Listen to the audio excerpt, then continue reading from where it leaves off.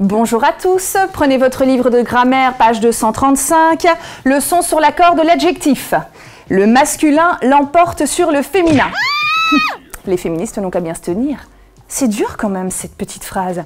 Et puis surtout, injuste. Il y a derrière cette phrase anodine tout un contexte social qui est venu s'accrocher et qui a donné l'impression, à juste titre, que les hommes l'emportaient sur les femmes. Oui, mais on parle de quoi là en fait? De l'accord de l'adjectif ou d'autre chose? Oula oula, vous vous souvenez dans la capsule précédente du pouvoir qu'ont les mots que nous entendons ou que nous lisons? C'est exactement le problème qui se pose ici. Plutôt que de dire le masculin l'emporte sur le féminin, si on disait plutôt le masculin embrasse le féminin. C'est trop mignon. Ou alors le masculin contient le féminin. Ouais, bof. Si on disait alors, s'il y a plusieurs noms et qu'ils sont de genres différents, l'adjectif s'accorde au masculin. Eh bien oui, là c'est beaucoup mieux, n'est-ce pas? En fait, les langues n'ont pas d'opinion. L'opinion, c'est nous qui la créons, en choisissant nos paroles, nos mots.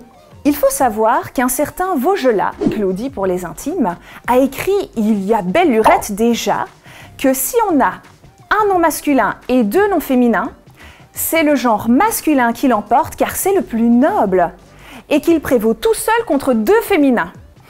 Et son copain Nicolas Beauzée pensait pareil. Il n'était pas du tout copain en fait, puisque Nicolas Beauzée, il est né en 1717 alors que Vaugelas est mort en 1650. Non, en fait, leur point commun était d'être tous les deux grammairiens et membres de l'Académie française. Des pointures, quoi.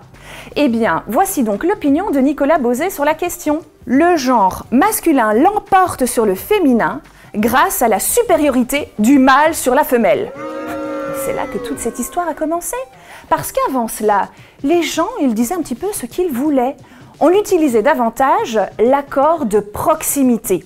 Exemple, les kiwis, les bananes, les framboises et les tomates bien mûres. C'est le dernier terme qui va donner son genre à l'adjectif. Alors qu'avec la règle actuelle, s'il y a un nom masculin, même énoncé en premier et suivi d'une longue série de noms féminins, on mettra l'adjectif au masculin. L'Académie française, je vous en parle, mais vous savez ce que c'est? Elle a été officialisée en 1635 par le cardinal de Richelieu. C'est une institution française qui a pour objectif de normaliser et de perfectionner la langue française. Tout ça pour dire que les 40 membres de l'Académie française ont décidé qu'il fallait que les choses changent.